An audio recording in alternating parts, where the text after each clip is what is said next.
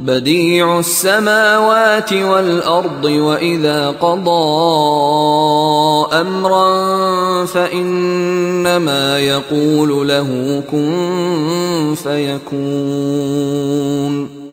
Badie السماوات والارض، وہ آسمان اور زمین کو پیدا کرنے والا ہے بغیر کسی شے کے. یہ ابداع اور خلق، ان میں فرق ہے. ابداع، بلکہ شاہ ولی اللہ دہلوی نے حجت اللہ البالغہ کا جو پہلا چیپٹر ہے اس کو یہی 3 عنوان دیے ہیں.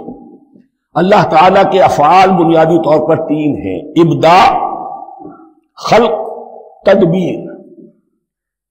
ابداع ہے جسے انگریزی میں کہتے ہیں کریشن ایکس نہیلو، آدم محض سے کچھ بنا دیا، کچھ نہیں تھا بنا دیا، کن فیکون.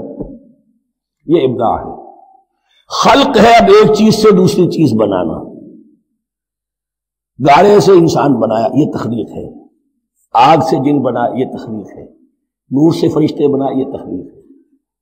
تو ابداع بدیع وہ ہے کہ جس نے نئی چیز، اسی لیے بدعت ہمارے ہاں کہلاتی ہے وہ شے جو دین میں نہیں تھی اور خواہ لا کے شامل کر دی گئی، جس کی کوئی جڑ بنیاد دین میں نہیں ہے، وہ بدعت ہے.